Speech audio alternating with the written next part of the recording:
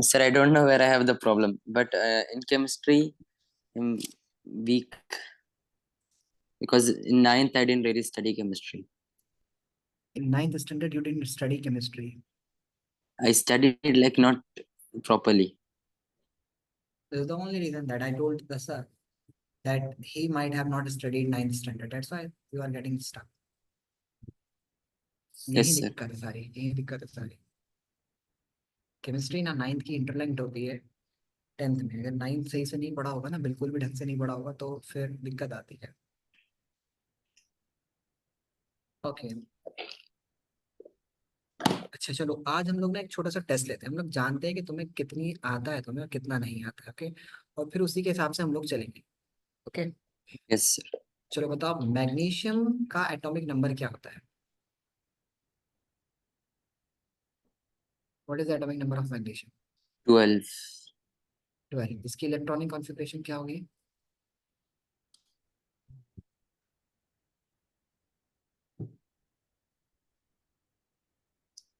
After 2, right? Electronic configuration यानी atoms Oh, में किस तरह से अरेंज होते हैं इसमें, एटम्स एटम्स किस तरह से अरेंज होंगे इसमें, ये बताइए।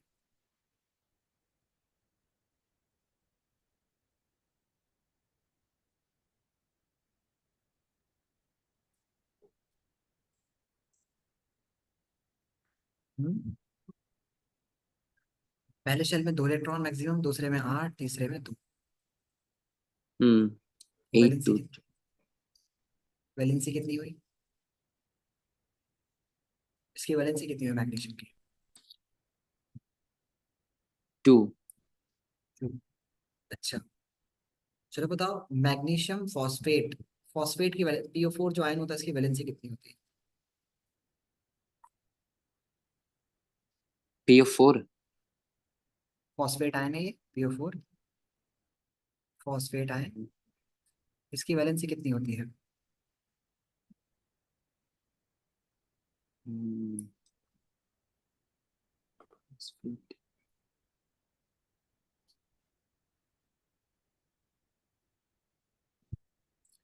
Sir, I don't remember.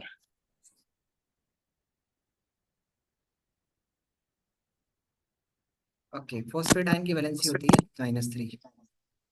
Okay, चलो, चलो बताओ शादिद मुझे कि magnesium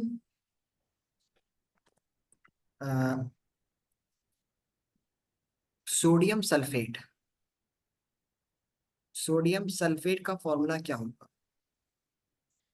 NaSO4. Na2SO4. Na2SO4। Okay, aluminium sulphate का? Al कौन? Al2SO4. AlSO4. AlSO4। चेक कर लो एक बारी फिर से।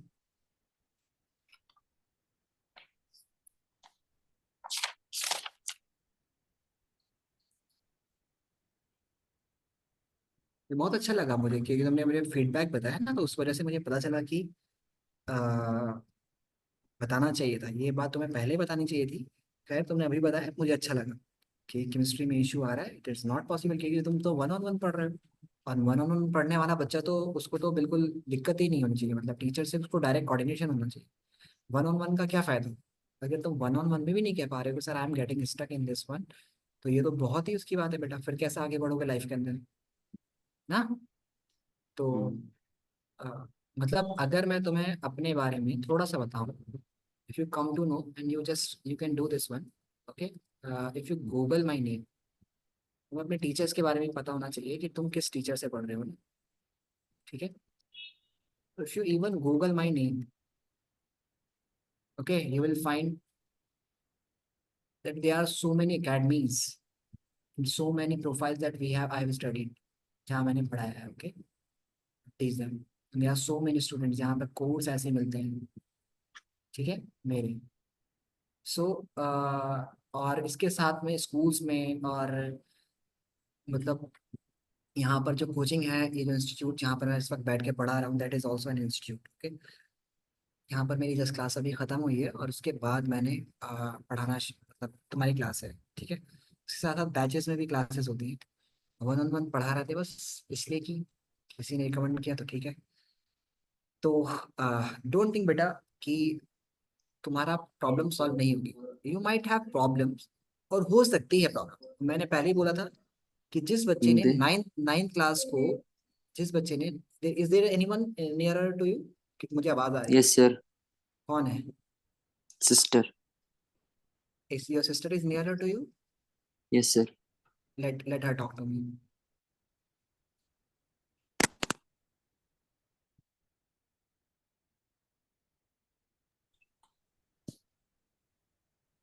Good evening, sir. Good evening. May I know your name, please? Hello. Sorry, I didn't hear you. Could you please repeat? Yeah, I'm saying good evening. May I know your name, please? Shaza Amin. Shiza Amin. And you used to study with me, na? In the previous year, I think. Yes, yes. Okay, Shiza, what I'm saying here is that you used to monitor the class for Shazil for the whole. Before, yeah, I used to do it.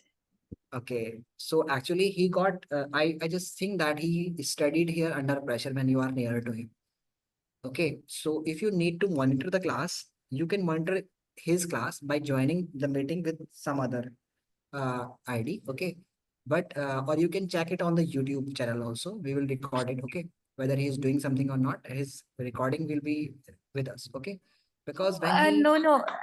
I don't really sit beside him. Just when he calls me to ask some doubts, that's it. Otherwise, not really beside him. actually His yeah, many a times I have noticed that when I ask him the questions and there is something background noise, I think that there is someone who is helping him to get the answer, and because of that I'm not able to recognize whether he is getting stuck in some way or not. So means I'm just Okay. asking something, he used to answer whether he is taking your help or something else. I used to raise. Okay, and because of that I'm getting problem, because he used to answer me. Right now I'm asking him the valency and the electronic configuration. He don't know, which is the basics of chemistry in ninth standard. Yeah, his So basics is very weak. That's what the yeah, so how can I able to know if someone is helping him to answer the questions? So your Shiza, so please don't do this one. Okay, when he is studying, I'm just monitoring him with the camera. Okay, and it's my responsibility to teach him as much as best I can do. Okay, so don't think, and I teach the students when he is having his camera on, otherwise I don't take the class. So don't worry if he's doing something else. It's my responsibility. He will do his work. Okay, whether, and I will check the copy also. Okay, and please don't help Yeah. him in any stuff. If he is Yes, getting stuck, you okay. said that ask to your teacher. Okay, because Okay. if he is taking the help from you and he is not learning anything, because okay. Yeah, okay. Okay, okay, thank you so much for coming. Yes, Shazil, Yes sir. turn on your camera.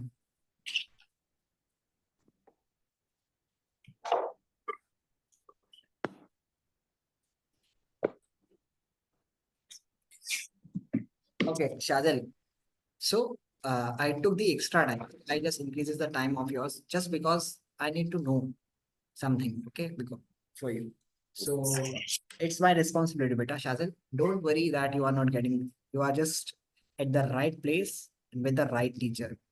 Okay, you're going to learn chemistry. I will help you to improve. Okay, there are the other teachers also who just use my notes. So what I'm saying here is that you just are at the right place. Don't worry about it. Okay. But Yes you sir. need to you need to consider your teacher, that he is your, means try to, if you are getting shy right now with me, it's why are you take me as your friend, as your brother. Okay, just first of all, when there is an interviewer, okay, when he used to take the interview, so what they do, if a person who is facing hesitation on speaking on camera, what does the interviewer do first? He used to talk that person 15 to 20 minutes without camera so that he become confident. He gets some appreciation that this person who is asking me the question is friendly with me. Okay, so first of all, there should be a coordination between the teacher and the student, that he should feel free to ask anything. Okay, did I scold you? No, never. On any topic? No sir. No, na? So why are you afraid of asking anything? You should be very okay. Okay. Let's start something. I'm going to teach you. It will take some time. It will take some extra class also if it is possible. But if you have not studied the ninth standard, I'm going to teach you from the very basics. Okay. Got it? Are you Yes, ready sir. for that? Okay. Yes, sir. Chemistry will be the interesting subject if you start studying from the basics. Chemistry is only subject which can be only understood when you started from the beginning. If you miss the beginning, you will not be able to. For example, a student who is not good in 9th and 10th, if he starts studying in 11th, he is not going to score very good marks in the chemistry. In he will be, means the chemistry will be the problem is for the whole 2 years, 11th and 12th standard. And if his basics is clear, he will be good in chemistry.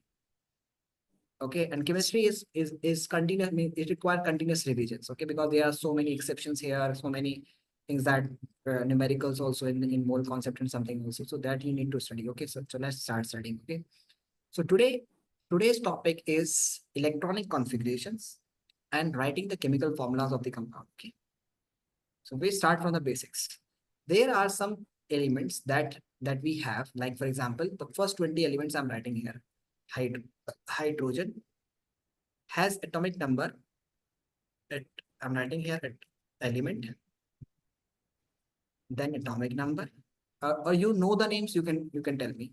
Do you know what is the element with atomic number 1? Name the element with atomic number 1. Hydrogen. Second, Hydrogen. okay. Atomic number. Element, atomic number, then we have electronic Atomic configuration. mass. Which one? Okay. First element is hydrogen. It is and symbols. Hydrogen. I am symbol. Okay. So it is element. Okay, that is hydrogen. Second one is symbol is here, and its atomic number 1 is 1, and its electronic configuration is 1. Second is helium.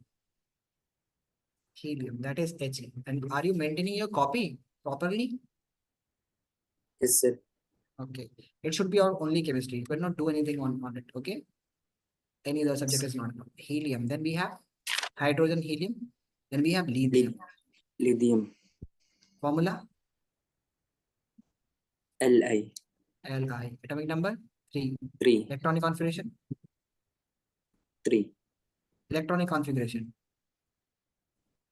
2 in the first shell, 1 in the electronic configuration is the arrangements of electrons in the first shell can accommodate maximum 2 electrons. The second shell can accommodate 8 electrons. Okay, 1, 2, 3, 4, 5, 6, 7, 8. The third shell can also accommodate 8 electrons, maximum 8. Okay, so that is the way that we're going to study hydrogen, helium, lithium. Then we have Beryllium. beryllium. Formula Be. Be. Number 4, electronic configuration 2, 2. Beryllium, after beryllium we have boron. B. Atomic number 5. Electronic configuration 2, 3. Then after boron we have Carbon. carbon. Formula C. electronic configuration 2, okay. 4. Note it down over here. Note it fast.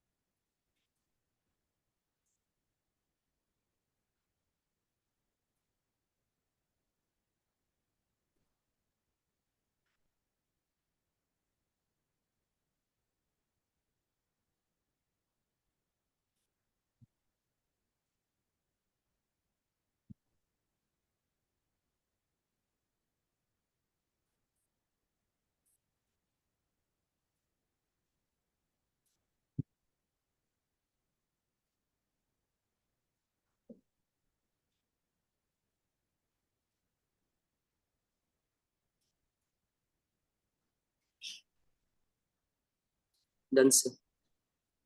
Then after carbon, we have carbon. Then after carbon, Nitrogen. nitrogen. And electronic configuration, atomic number 7, electronic configuration 2, 5. Then nitrogen, after nitrogen, we have Oxygen. oxygen 8, 2, 6. Then oxygen, Nitrogen, oxygen. Fluorine. F. Atomic number 9, 2, 7. Then after fluorine, Neon. 2, 8. Then after neon, Sodium. Na. Atomic number 11. Electron configuration क्या होगी? 2, 8, 1. Then Magnesium.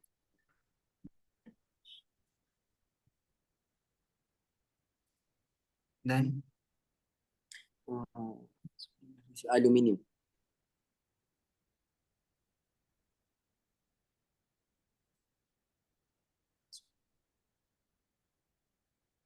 then Silicon.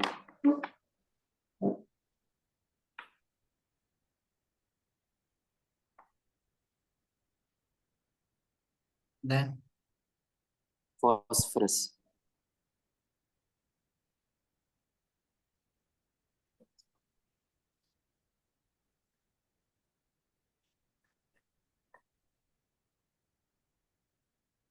done. Noted. No, sir. Once.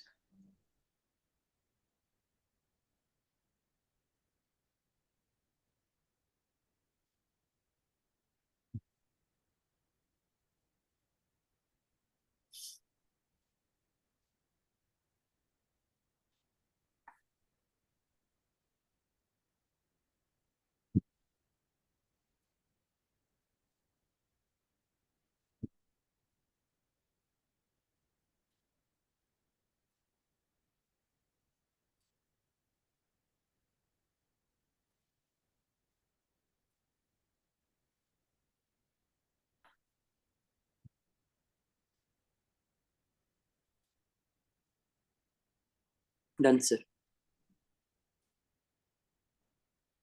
After phosphorus, we have Chlorine. sulfur. No, sulfur. Sulfur.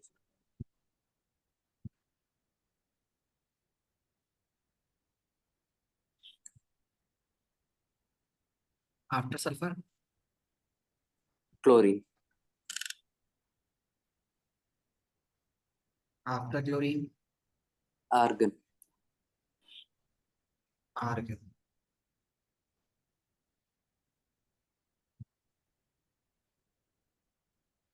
After argon, Potassium.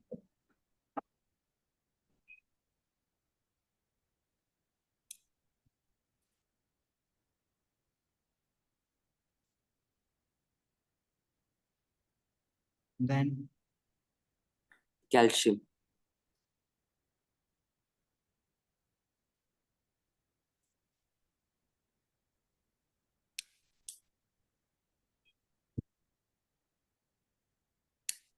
Okay.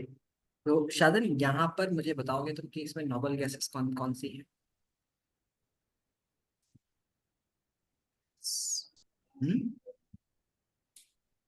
What are the noble gases? Which elements are noble gases here? Helium is there. Another. What are noble gases? First of all, tell me what are noble gases?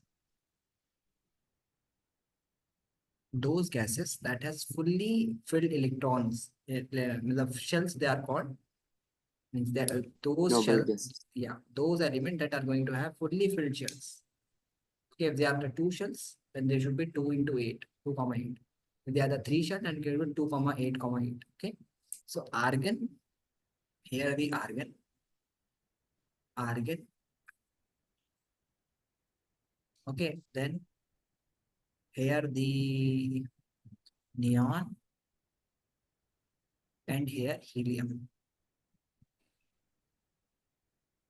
Helium. These are the three noble gases. Okay. Hydrogen, helium, and okay. Other elements that they want to, what they do actually, other elements either lose electrons or gain electrons.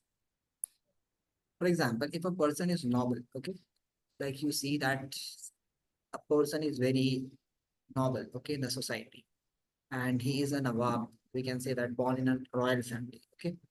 Another person who wants to be royal, but he is not born in the royal family, but he wants to make himself to feel like noble. So what he will do? He will have the, he will try to get up or wants to have the lifestyle of at least like a noble person. If it is not born in the noble family, but what he will do in order to become noble? By birth, he is not. So by birth, if it is not, it cannot change it. But what he will do, what he can do, he can earn something like this way. He can have the behavior of noble person. He can get the clothes of like the noble persons. He can have the Haveli like noble person, build a Haveli like noble person. So he can do that, all those stuff that by birth, if he is not born, so he cannot change itself. This one. But what he can do is he can either have the lifestyle by changing his behavior, by donating like the Nawabs and noble person do like this way. Okay. So similarly, the helium metal, neon helium element, neon element and argons are born noble gases. But other elements that are not noble, they want to become noble. They want to become noble. Okay. They want to become noble. And if they want to become noble, so what they will do?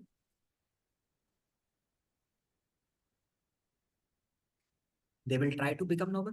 So what they will have, try to have the electronic configuration like the noble elements have. So for example, this is the hydrogen, which has one electron. But its nearest noble gases is helium.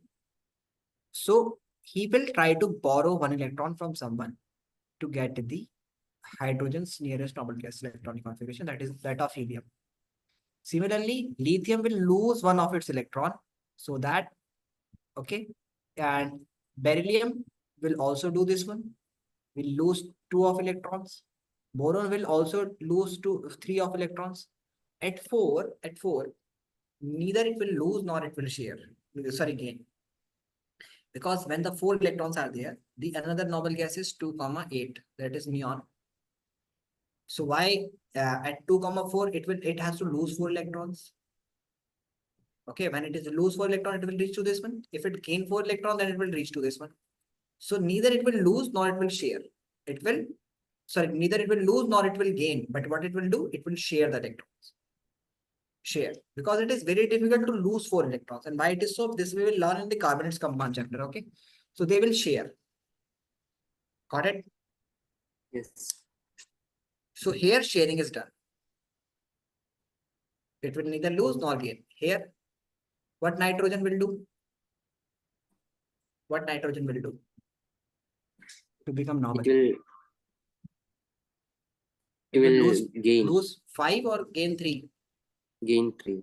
It will gain 3. So it will gain 3. So it will, its nearest noble gas is this one. It will gain 2. Oxygen will gain 2. And fluorine will gain 1. 1. Okay. And sodium? Lose 1. Lose 1. Magnesium? Lose 2. Aluminium? Lose 3. Lose and here 3. again share 1, 4. Then this phosphorus And it will gain 3. Gain 3. Okay. So that's why gain 3. And that sulfur will gain 3. 2. And chlorine will gain 1.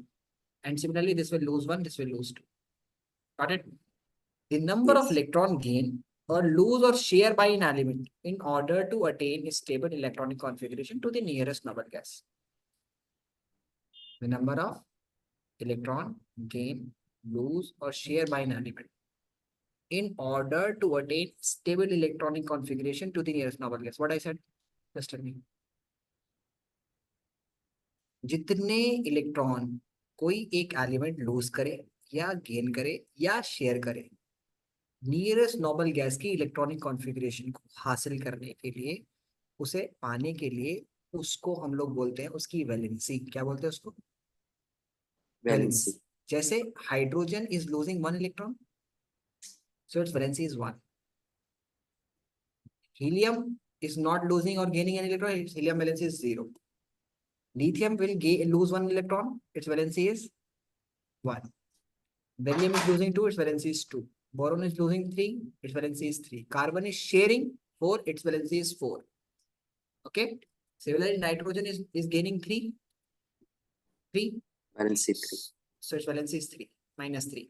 Why minus 3? Because it is gaining. When it gains, electron is negatively charged. So gaining electron will create a negative charge on something. Na? Yes. This is the reason. Okay. Now here 2,6 will to minus 8. Okay. And here this will be, it will lose 1, so it will be minus 1. Understood? Yes, sir. Same here. If I'm talking about the neon, okay, sodium and magnesium and silver, if I'm talking here, so we'll simply say here that sodium, potassium, and they are losing. So losing means the valency is +1. So if an element is losing electrons, what does it means? क्या मतलब हुआ? Losing electron मतलब negative charge गया तो मतलब positive charge बढ़ा। Atom जो होता है वो इलेक्ट्रिकली न्यूट्रल होता है, उसके अंदर electron, negatively charge electron and positively charge proton बराबर होते हैं। तो अगर इलेक्ट्रॉन चला जाएगा तो प्रोटॉन का चार्ज बढ़ जाएगा ना। जैसे एक वाइट बैलेंस हो, 4 आदमी इधर 4 आदमी इधर, अगर इसमें से एक चला गया तो फिर इधर 3 रह जाएंगे, इधर 4, तो इधर बढ़ जाएगा। तो सेम, इलेक्ट्रॉन लूज करने पे पॉजिटिव चार्ज आता है, इलेक्ट्रॉन गेन करने पर नेगेटिव चार्ज आता है। तो सोडियम की वैलेंसी जो है वो +1 क्यों है? क्योंकि सोडियम को 1 इलेक्ट्रॉन लूज करना होता है। मैग्नीशियम की +2 क्यों है? क्योंकि मैग्नीशियम को 2 इलेक्ट्रॉन लूज करने। ठीक है। उसके बाद एल्यूमिनियम की +3 क्यों है? क्योंकि उसको 3 इलेक्ट्रॉन लूज करने होते हैं। समझ आया? इस तरह से फॉस्फोरस की Yes. -3 क्यों है? क्योंकि इसको 3 गेन करने होते हैं। सल्फर की -2 क्यों है? क्योंकि उसको 2 गेन करने होते हैं। क्लोरीन की को 1 गेन करना होता है। तो this is the reason why these elements are, you understood now? Yes, समझ sir. आया? Okay. Yes, sir. Now what I'm saying here is that, first note it down, the number of electron gain, lose or share by an atom. The number of electron gain, lose or share by an atom to attain stable electronic configuration to the nearest noble gas. It's called its valency.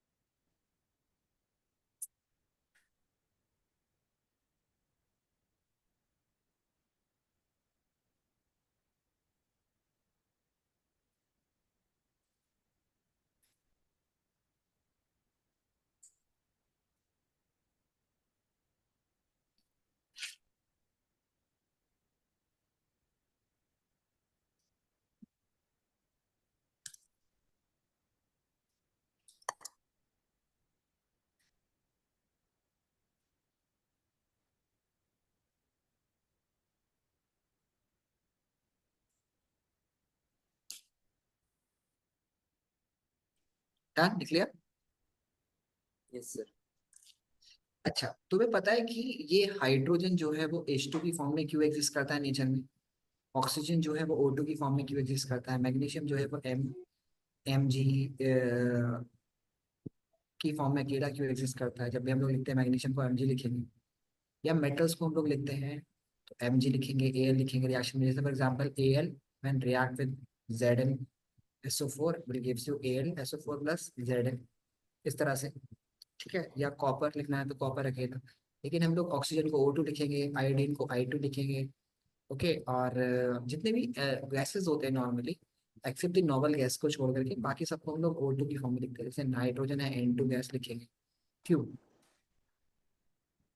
क्यों? क्योंकि ना इनका independent existence नहीं होता, ये अकेले exist नहीं करती है। क्यों?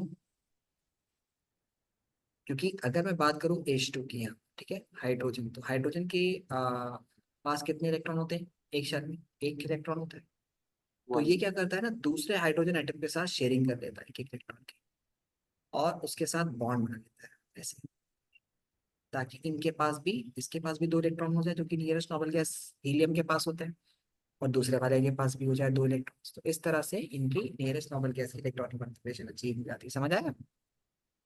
Yes sir. इस तरह से बनता है noble gas. Got it? Yes sir. Okay, next.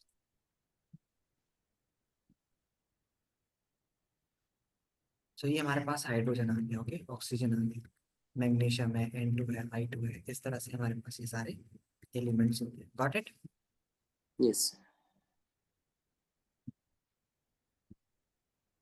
अगर मैं आगे बात करता हूँ यहाँ, ध्यान समझना कि ऑक्सीजन भी इसी तरह से O2 की फॉर्म में एग्जिस्ट करता है। 1 2 3 4 5 6 आउटर मोशन में सिर्फ जो इलेक्ट्रॉन आउटर मोशन में होते हैं ना, उन्हीं को हम लोग रिप्रेजेंट करते हैं।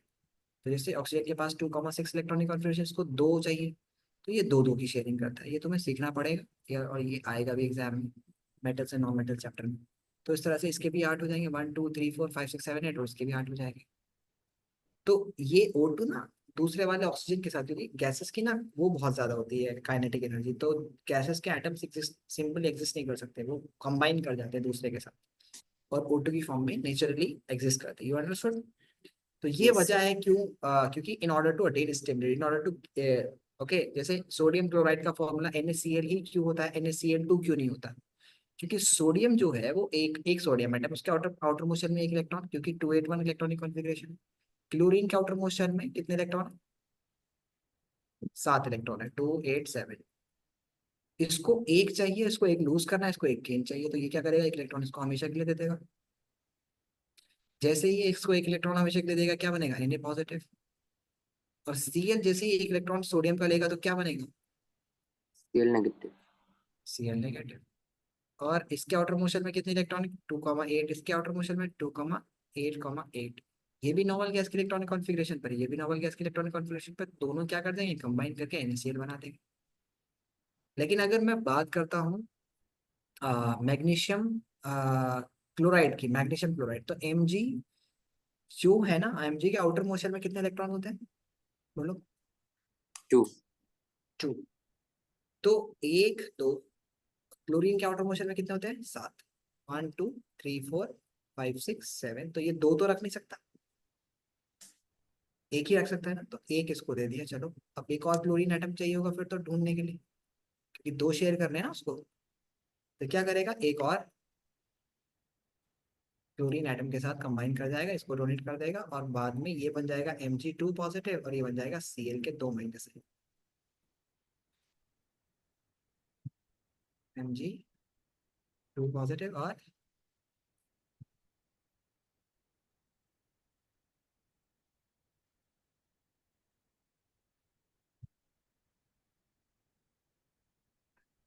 इस तरह से डोनेट कर देगा। समझ आया? Yes, sir. इस तरह से बनता है Cl Mg2 पॉजिटिव और Cl माइनस आयन, क्योंकि क्या बनेगा फॉर्मूला, MgCl2, क्योंकि इसको 2 डोनेट करते हैं। अगर मैग्नीशियम ऑक्साइड होगा तो उसका MgO ही रहेगा। क्यों? क्योंकि मैग्नीशियम के पास है 2 इलेक्ट्रॉन और ऑक्सीजन के पास है 6, उसको चाहिए ही तो, इसकी रिक्वायरमेंट 2 की है, तो ये 2 के 2 इसको ही दे देगा। तो क्या बनेगा फॉर्मूला, MgO, क्योंकि समझ आया? तो ये इस तरह से लिखा जाता है। अब इसको इजी तरीके से तो हम लोग याद नहीं कर सकते हमेशा कि मैग्नीशियम का, चलो मैग्नीशियम ऑक्साइड का ऐसा बना के तो नहीं देख सकते। तो हमने क्या किया, एक तरीका ढूंढा जिससे हम लोग वैलेंसी चार्ट बोलते हैं, उस वैलेंसी चार्ट से हमने सबकी वैलेंसी याद कर ली। जैसे सब सपोज करो, मैग्नीशियम की वैलेंसी कितनी होती है, 2, और ऑक्सीजन की भी कितनी होती है, 2, तो दोनों कैंसिल आउट कर देंगे और फॉर्मूला बनेगा MgO। जैसे सोडियम सोडियम सल्फेट, सोडियम की वैलेंसी कितनी, 1, सल्फेट आयन की कितनी होती है, इनकी भी याद कर ली हमने, मतलब वैलेंसी बनाने वाला सिस्टम कर दिया। तो क्या बनेगा, Na2SO4। Na2SO4। समझ आया? Yes. तो चलो जरा इसको लिखो फटाफट से, जो लिखा है आप बनाओ फटाफट, कॉपी पर फटाफट से बनाओ।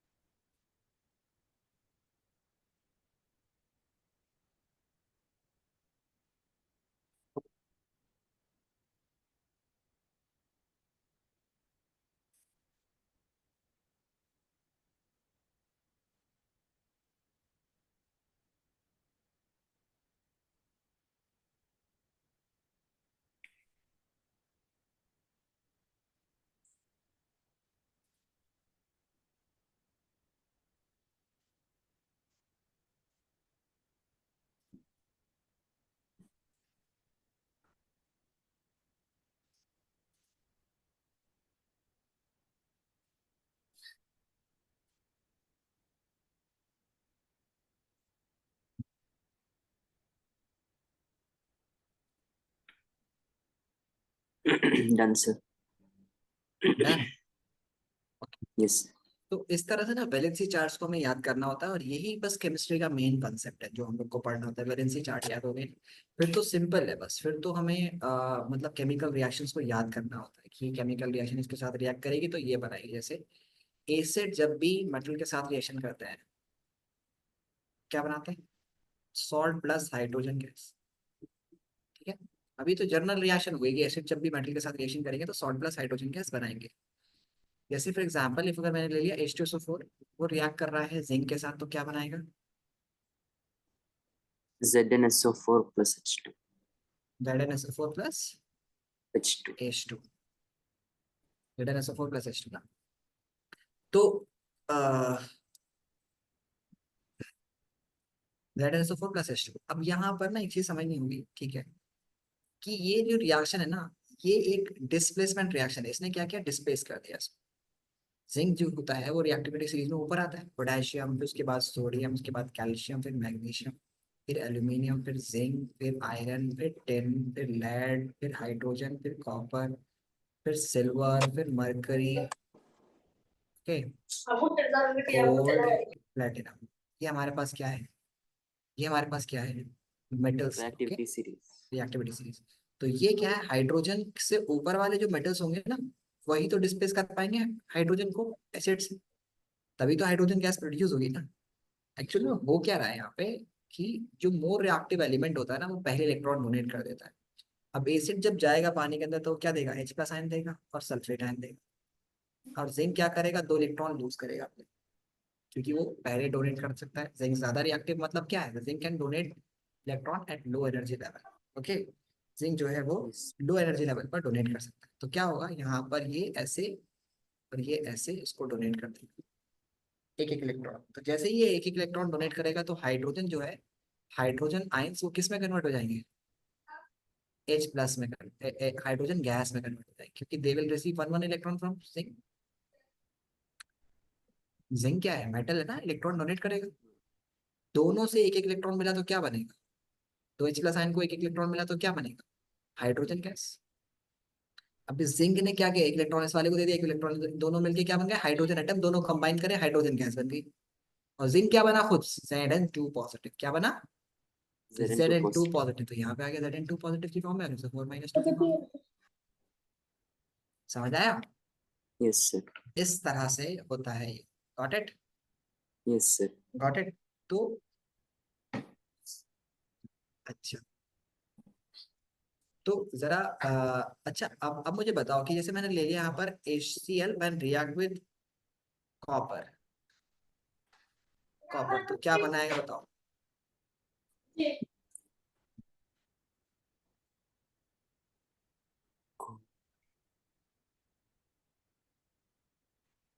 CUs.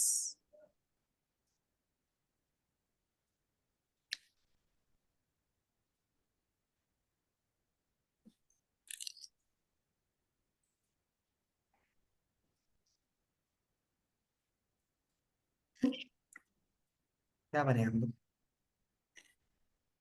CuCl plus H2. CuCl+H2। चलो, तुमने छोटी सी मिस्टेक करी है, खुद से पता लगाओ तुमने क्या मिस्टेक करी है।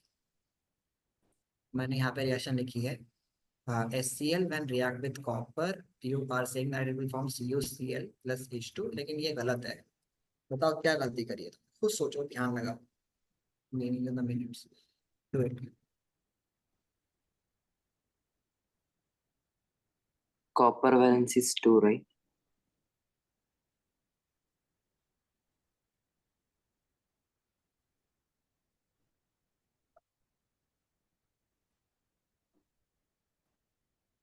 या कॉपर वैलेंस इज 2। फॉर्मूला सही है, अगर कॉपर क्लोराइड बनेगा तो फॉर्मूला सही, लेकिन फिर भी ये रिएक्शन नहीं होगी। क्यों नहीं होगी? Because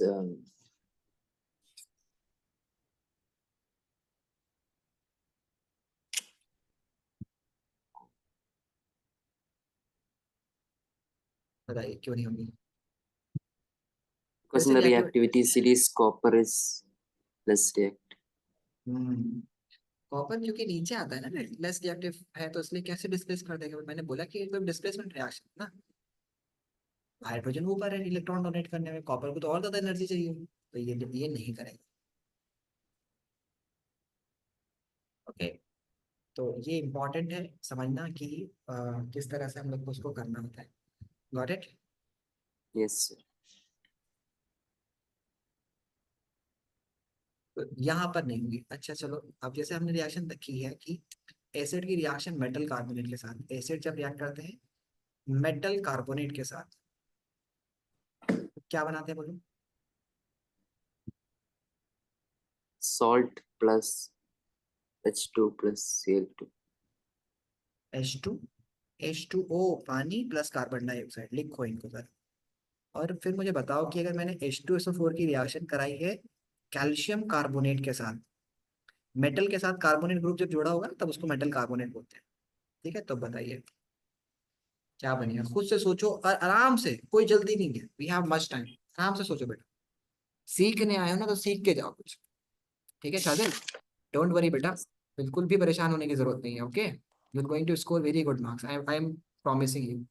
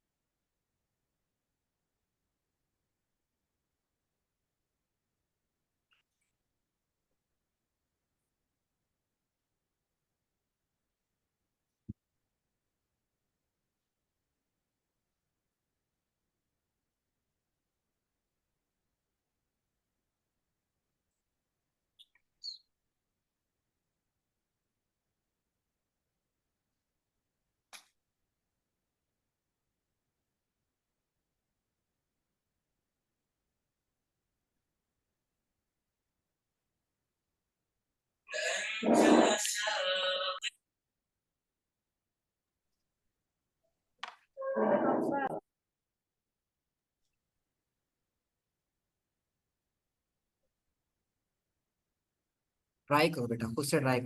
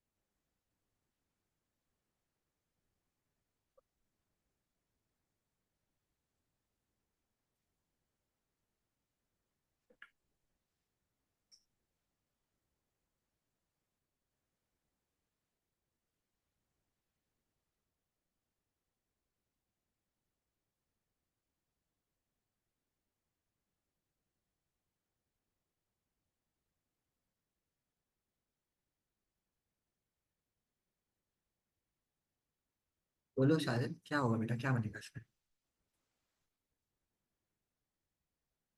hello, is am audible? शायद। हेलो।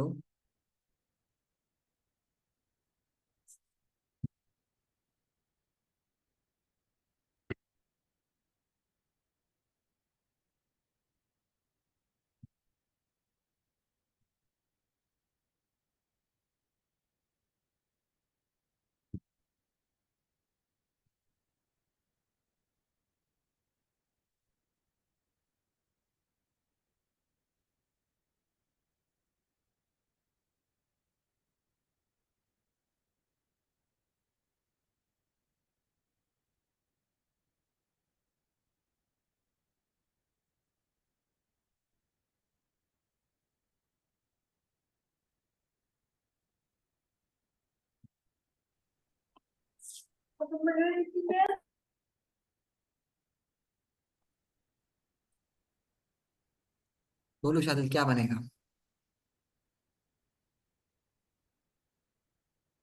CA।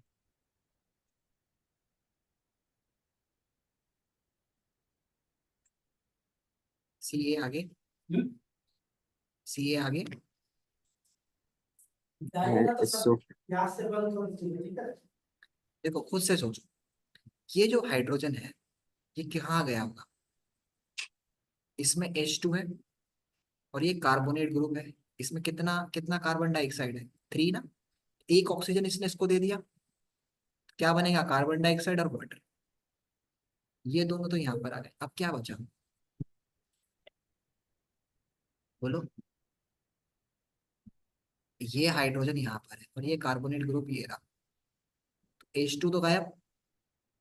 कॉन्सेंट्रेट कर रहे हो शायद, कॉन्सेंट्रेट कर रहे हो? यस। देखो, यहाँ पर ये हाइड्रोजन है, और ये कार्बोनेट ग्रुप है। तो इस कार्बोनेट ग्रुप में से एक ऑक्सीजन इस वाटर को, हाइड्रोजन को दे दूं मैं, तो H2O बन जाएगा, और ये CO2 बन जाएगा। अब क्या बच रहा है? कैल्शियम और सल्फेट। कैल्शियम सल्फेट, यहाँ पर सॉल्ट का नाम आ जाएगा। कैल्शियम और सल्फेट बना ना। लेकिन हमें फॉर्मूला जो होगा ना, फॉर्मूला उसके अकॉर्डिंग ही लिखना होगा। तो कैल्शियम की वैलेंसी कितनी होती है? 2, और सल्फेट आयन की वैलेंसी कितनी होती है? वो भी 2 होती है। तो इसलिए क्या बनेगा? Plus carbon dioxide plus water. Okay, समझ आया? Yes sir. इस तरह से करना है। Got it? Yes sir. देखो जरा, फिर मैं अगला वाला बोलता हूँ।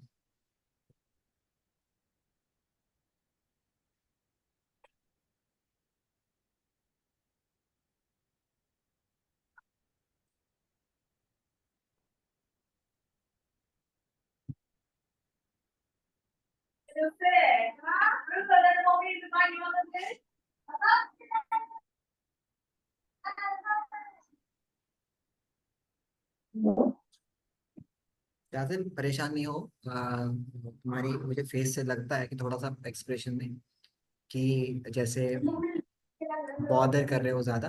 बॉदर नहीं करना है अपने आप को, ठीक है? Are you not using headphone? No, sir. Why are not using?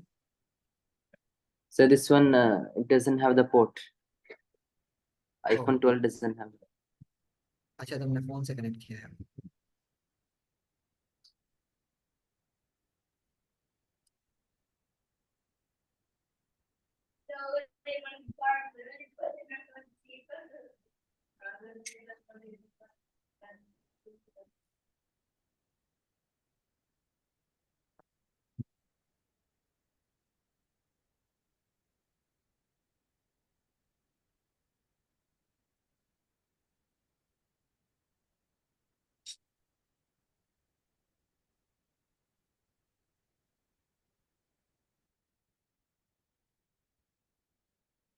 Done. Yes, sir. सो इस तरह से हम लोग इसको करते हैं। जैसे फॉर एग्जांपल अगर मैंने लिया, दूसरा लिया है, सपोज करो मैंने लिया है H3PO4 phosphoric acid when react with sodium carbonate Na2CO3। बताओ क्या बनेगा?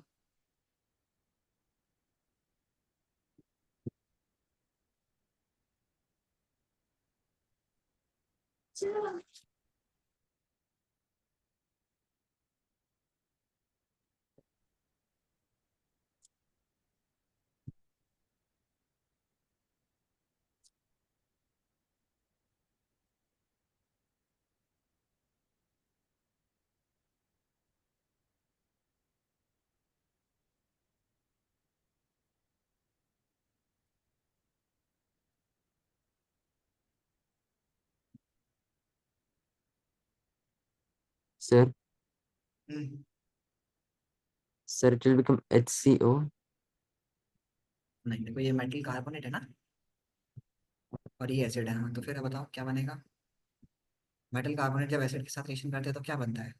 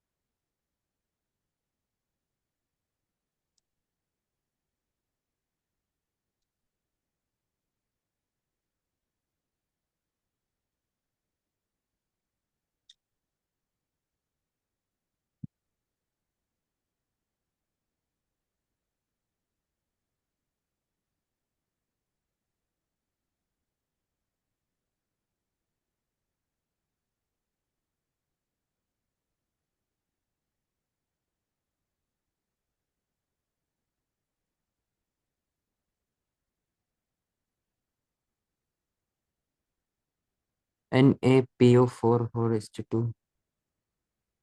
देखो, पहले कार्बन डाइऑक्साइड और वाटर तो बनेगा, क्योंकि ये एसिड है और ये मेटल कार्बोनेट है।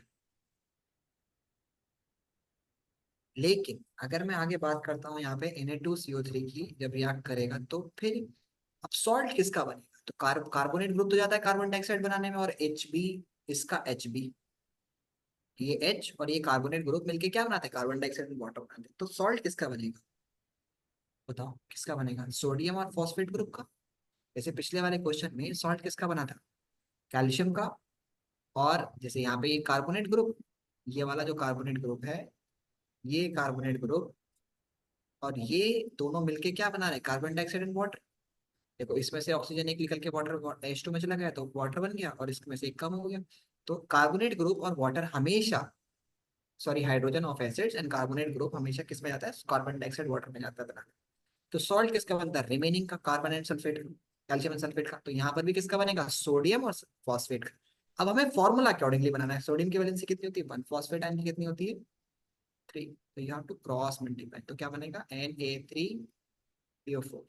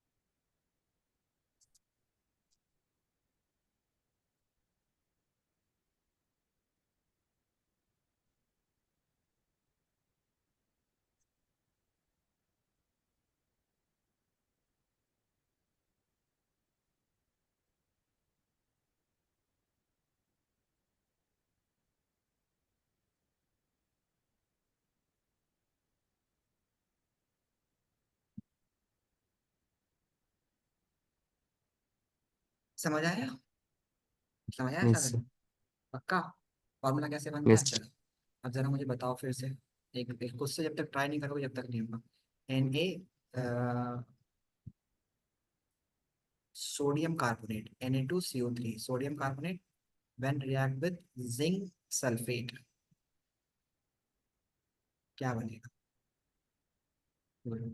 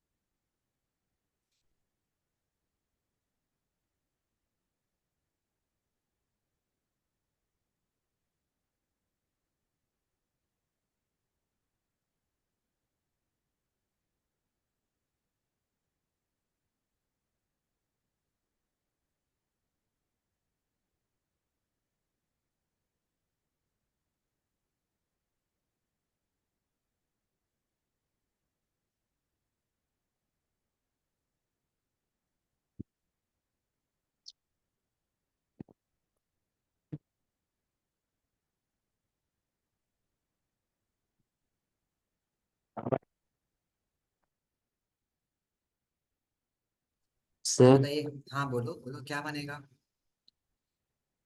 Na2SO4. Na2, very good. Plus CO2 plus H2. ठीक है, वेरी गुड। ठीक है, वेरी गुड। ठीक है, अब एक चीज और सीखते हैं हम लोग आज।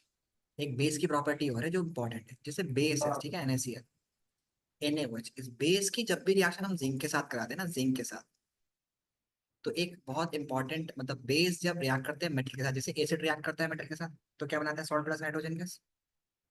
ठीक है, Yes, sir. तो इसी तरह से अगर ये सोडियम जब जिंक के साथ रिएक्ट करेगा तो ऐसे नहीं ZnOH बन जाएगा, डिस्प्लेसमेंट रिएक्शन नहीं है, जिंक लेस रिएक्टिव है। एक स्पेशल कंपाउंड बनता है जिसका नाम है सोडियम जिंकेट, Na2ZnO2, ये तुम्हें याद करना पड़ेगा। प्लस हाइड्रोजन का, जैसे मेटल, जैसे बेस मैन मेटल के साथ रिएक्शन करते हैं तो क्या बनाते हैं? Salt plus hydrogen gas. ठीक है, इस तरह से एल्यूमिनियम NaOH एल्यूमिनियम के साथ रिएक्शन करेगा तो क्या बनाएगा? NaAlO2 plus hydrogen gas. ठीक है, ये ना यहाँ पर 2 इसमें है सोडियम में, लेकिन यहाँ पर 2 नहीं है, दोनों के फॉर्मूले, इसका नाम है sodium aluminate. Sir, from where O2 came? बेटा ये फॉर्मूला है, समझ लो बस, ये तुम्हें याद करना पड़ेगा। अब इसको मैं तुम्हें समझाऊंगा। जिंकेट आयन होता है एक्चुअली में, जिंकेट आयन जो होता है ना ZnO2 आयन होता है, इसी तरह से एल्यूमिनेट आयन होता है AlO2। इसकी वैलेंसी 1 होती है, इसकी वैलेंसी 2 होती है। तो सोडियम के साथ जब बॉन्ड बनाएगा तो ये तुम छोड़ दो, बस इसमें इसमें इतना है कि तुम्हें ये याद करना पड़ेगा। ठीक है, इसमें ज्यादा जाओगे तो फिर थोड़ा सा मुश्किल में पड़ोगे। ओके, तो इसका Yes, नाम sir. क्या है? Sodium zincate.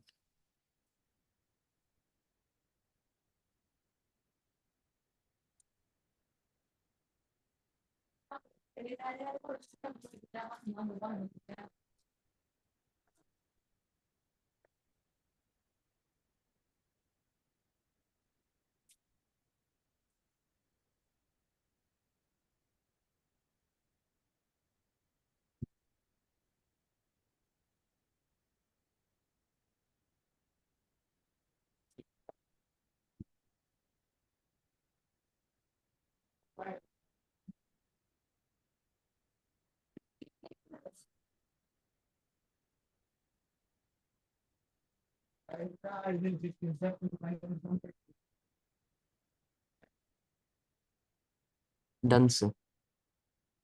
ठीक है, अब देखो, अब एक क्वेश्चन है तो मुझे बताना जरा। ठीक है, ध्यान से समझना बेटा, ये इंपॉर्टेंट है बहुत, लिख लिया ये।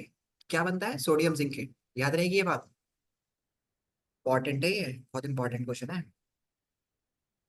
लिख लिया, याद रहेगी, इसको याद करना है अच्छे से। अगली क्लास जब होगी तो मैं पूछूंगा इसको, ठीक है।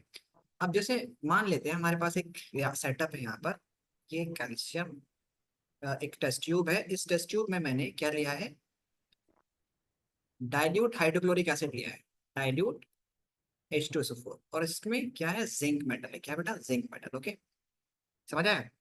तो बताओ, डाइल्यूट हाइड्रोक्लोरिक एसिड जब सॉरी डाइल्यूट H2SO4 अगर जिंक के साथ यूज रिएक्ट करेगा तो क्या होगा, बताओ जरा, क्या प्रोड्यूस होगा? Dilute hydrochloric acid, ZM ZnSO4 plus hydrogen gas produce होनी चाहिए कि नहीं होनी चाहिए, बोलो। yes sir.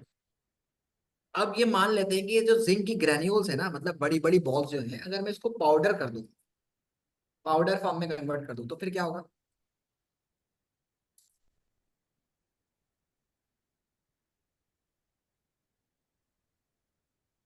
बताओ, क्या हाइड्रोजन गैस तेज निकलेगी या स्लो निकलेगी, पहले बताओ। अगर मैंने बड़ी बड़ी जो बॉल्स है जिंक की, मान लेते हैं तुम्हारे पास बड़ी बड़ी बॉल्स थी, उनको तुमने क्या करता है, क्रश करके पाउडर बना दिया, जिंक की बॉल को क्रश करके पाउडर बना दिया। पाउडर फॉर्म में हाइड्रोजन गैस जैसे पहले निकल रही थी उतनी ही स्पीड से निकलेगी या फिर अब कुछ चेंज आएगा?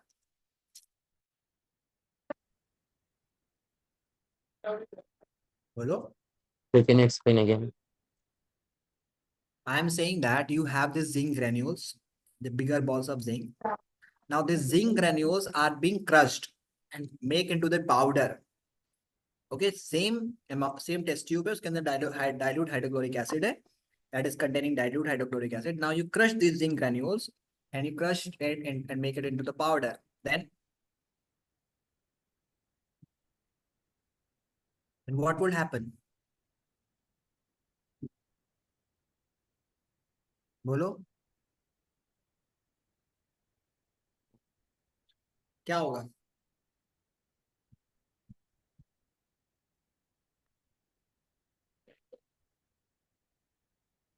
हम्म? अरे जब पाउडर फॉर्म में हो जाएगा तो सरफेस एरिया बढ़ जाएगा ना। सपोज करो कि शायद you are having a chalk you see in your classroom. Yes sir. आपने उस चॉक को क्या किया ना, आपने उस चॉक को पानी में डाला, इंस्टेंट पानी में डाला और बाहर निकाल दिया, ठीक है, पानी में डाला और बाहर Yes. निकाल दिया। तुम्हें क्या लगता है कि चॉक, अब तुमने इस चॉक को ब्रेक किया, ब्रेक करके देखा, तो तुम्हें क्या लगता है कि वो चॉक कैसी होगी अब? बोलो। Powder. पाउडर फॉर्म में होगी ना? नहीं, मतलब अंदर से गीली होगी कि नहीं होगी? अभी पाउडर नहीं किया, अभी सिंपल चॉक है, पानी में डाला, चॉक का जो लंबा सा हाँ. पीस होता है ना, उसको चॉक पानी में डाला और एकदम बाहर निकाला। अब तुमने उस चॉक को ब्रेक किया, you break that chalk, will you see that is the chalk is wet from inside or not? Yes sir. Question नहीं समझ नहीं आया तुम्हें? क्या बोला मैंने, बताओ। No sir, the chocolate inside is not wet. नहीं होगी ना, Yes बाहर sir. से होगी। क्यों? क्योंकि जो अंदर के पार्टिकल्स हैं वो डायरेक्ट कांटेक्ट में नहीं आए हैं वाटर के, ठीक है। लेकिन अगर Yes तुमने sir. उस चॉक को क्रश कर दिया, क्रश करने पर क्या होगा, जो बाहर के अंदर के जो पार्टिकल्स है वो भी, उनका भी सरफेस एरिया बाहर आ जाएगा, Yes sir. वो सरफेस एरिया बढ़ जाएगा ना, तो फिर क्या होगा, सारी चौक गीली हो जाएगी। अगर पाउडर फॉर्म में डालते हो एकदम बाहर निकालते हो तो पूरी चौक गीली हो जाएगी। क्यों? क्योंकि अब ज्यादा सरफेस एरिया है जो कांटेक्ट में आ रहा है, समझ आए, उस वजह से, गॉट इट। Yes sir. और उस वजह से चौक गीली नहीं। तो जब हम लोग इसको ग्रेन्यूल्स को, जिंक ग्रेन्यूल्स को पाउडर फॉर्म में लेके आ जाएंगे तब क्या होगा? The instantaneous mean the reaction will be fast because more zinc particle will be reacting, जो अंदर होंगे ना, ग्रेन्यूल्स के अंदर जो पार्टिकल्स होंगे वो भी अब बाहर आ जाएंगे पाउडर फॉर्म में, तो जल्दी से रिएक्ट करेगा और जल्दी तेज स्पीड से हाइड्रोजन गैस। समझ आया? Yes sir. समझ आया या नहीं आया, बोलो पहले हाँ या ना। Yeah, I understood. कि जब आप उसको क्रश कर दोगे ना, तो क्रश करने पर हाइड्रोजन गैस जो है वो क्या करेगी, बोलो, तेज स्पीड से बाहर निकलेगी। क्यों? क्योंकि अब सरफेस एरिया बढ़ गया है, तो more number of hydrogen zinc particles are reacting with acid this time. Understood? Yes समझ sir. आया? Yes sir. अच्छा चलो, अब मैंने अगर अगर मैंने अब जिंक ग्रेन्यूल्स की जगह पर, सॉरी, अगर मैंने अब डाइल्यूट H2SO4 की जगह पर NaOH ले लिया, बेस ले लिया, तो क्या अभी हाइड्रोजन गैस प्रोड्यूस होगी? Okay, yes, sir. पक्का? NaOH. तेज तेज बोलो थोड़ा। होगी कि नहीं होगी? अगर डाइल्यूट H2SO4 की जगह पर मैंने NaOH ले लिया तो क्या अभी भी हाइड्रोजन गैस प्रोड्यूस होगी जिंक से रिएक्शन करने पर? No, sir. नहीं। तो अभी जरा रिएक्शन देखना कि क्या लिखी है।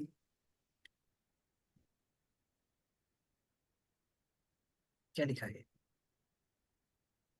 It's producing H2. तो फिर आप नो क्यों बोल रहे हो? क्योंकि जिंक मेटल के साथ रिएक्शन करके भी हाइड्रोजन गैस प्रोड्यूस करता है और बेस के साथ भी रिएक्शन करके हाइड्रोजन गैस को प्रोड्यूस करता है। समझ आया? Yes. Got it? Yes, sir. अब जरा एक क्वेश्चन लेता हूँ यहाँ पे। एक्स एक कोई सब्सटेंस कंपाउंड, एक्स कोई कंपाउंड है, हमें नहीं पता क्या है। ये जब रिएक्शन करता है किसी के साथ तो देता है ए कोई कंपाउंड प्लस हाइड्रोजन गैस। ठीक है, लेट सपोज करो कि ये दूसरा लेट यहाँ पे जिंक मेटल है। ओके, जिंक के साथ रिएक्शन करता है। एक्स जब जिंक के साथ रिएक्शन करेगा तो ए कंपाउंड प्लस हाइड्रोजन गैस देगा। यही एक्स कंपाउंड जब HCl के साथ रिएक्शन करेगा तो बी कंपाउंड प्लस वाटर देगा। और यही कंपाउंड जब CH3COH के साथ रिएक्शन करेगा तो सी कंपाउंड देगा और फिर वाटर देगा। बताओ एक्स क्या हो सकता है?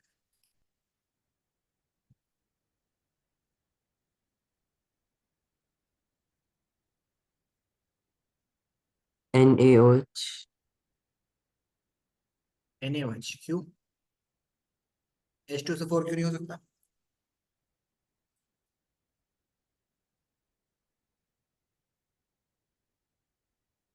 NaOH क्यों होगा, H2SO4 क्यों नहीं हो सकता? सही है, NaOH ही होगा, लेकिन H2SO4 क्यों नहीं हो सकता?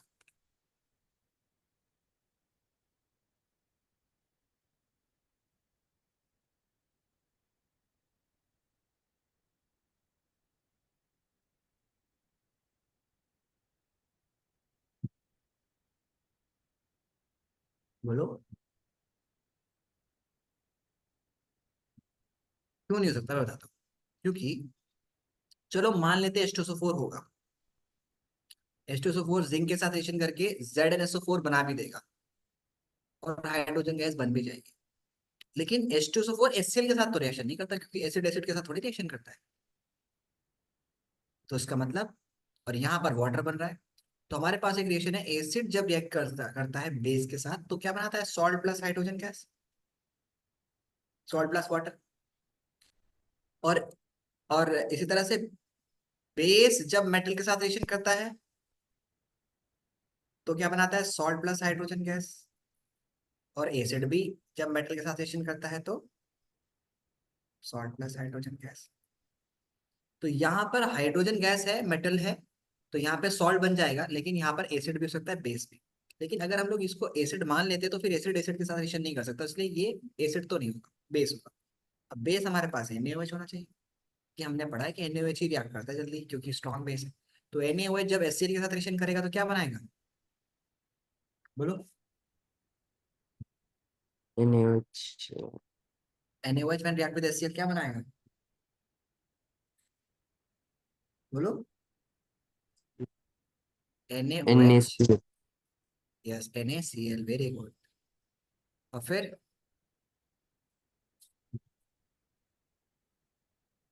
आगे? ठीक है, अच्छा चलो बताओ, जिंक जब NaOH के साथ रिएक्शन करेगा तो क्या बनाएगा? Zinc. कॉपी में Zn. देखो, NaOH अपने कॉपी में देखो, अभी लिखा है मैंने, NaOH की रिएक्शन जिंक के साथ। Na2ZnO2. Na2ZnO2, very good, sodium zincate. और इसी तरह से जब ये NaOH CH3COH के साथ रिएक्शन करेगा तो क्या बनाएगा?